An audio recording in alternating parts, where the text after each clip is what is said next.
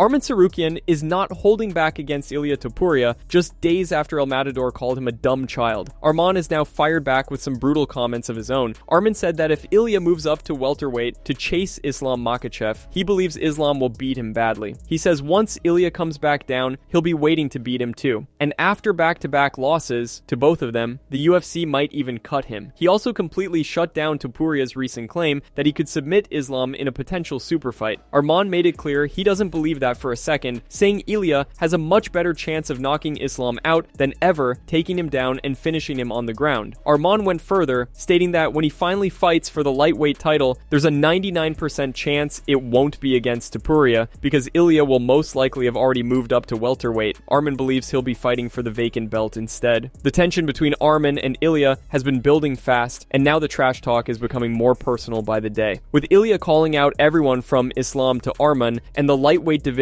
getting more heated than ever, this rivalry may be heading toward an inevitable showdown. You think no chance against Islam? Him? No, zero. I think he said he wanted to submit him. Submit Islam. Yeah, knocked out Islam is way more he has more chance than submit Islam. I think Khabib cannot even submit Islam. If he's gonna move up, it's okay. He's gonna move up and Islam gonna kick his ass and he's gonna come down and then kick his ass and the UFC just release him. No, they're not gonna release him.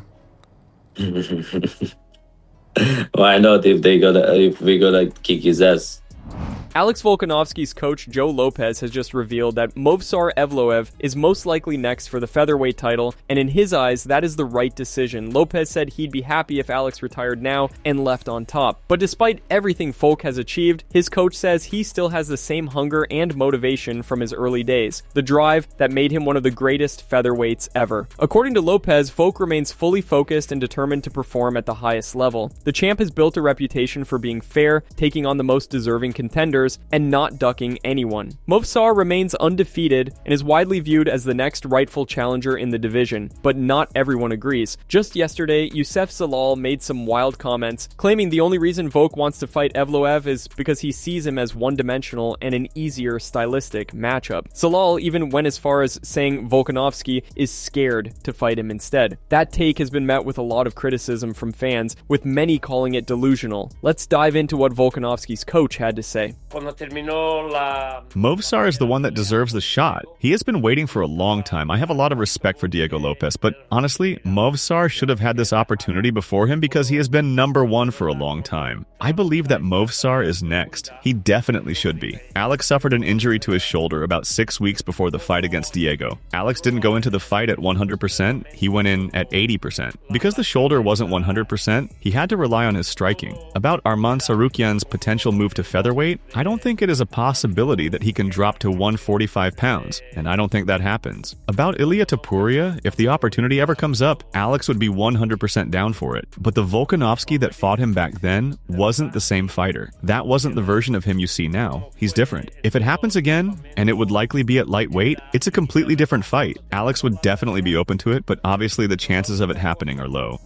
Khamzat Chimaev just sent a pointed message toward Team Khabib after their latest comments about Islam Makhachev potentially becoming a triple champion, and it's clear the remarks didn't sit well. For years, Team Khabib has pushed the narrative that Islam could dominate 3 divisions. After moving up to welterweight, Islam was even asked about middleweight, which he said could be realistic, while light heavyweight would be out of reach. A few days ago, Khabib reaffirmed his belief that Islam has the skills and discipline to succeed at middleweight, shining a spotlight on the division and on Chimaev himself. The tension is understandable. Chimaev and Team Khabib have a complicated history, from a past brawl involving Khabib's cousin to a public reconciliation. These new comments felt dismissive of Chimaev's division and his title, prompting him to call out the perceived two-faced behavior. While this isn't a fight announcement, it clearly draws a line. If Islam ever moves toward middleweight, it won't just be about belts, it will be about pride, legacy, and the unfinished tension between two of modern MMA's most dominant forces. Here's what Chimaev wrote on his Instagram. Two-faced people are loved because the way they talk, they tell you exactly what you want to hear.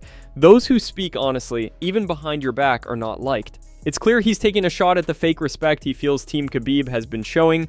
You can tell he's not buying into all the Islam can be a triple champ talk. This comes just weeks before Khamzat Chimaev's massive title fight against Sean Strickland, a matchup Michael Bisping believes is much closer than most people think. Let's hear his breakdown. Last time against Alexander Fluffy Hernandez, he looked like a different version that showed up against Dricus in Sydney. He really did.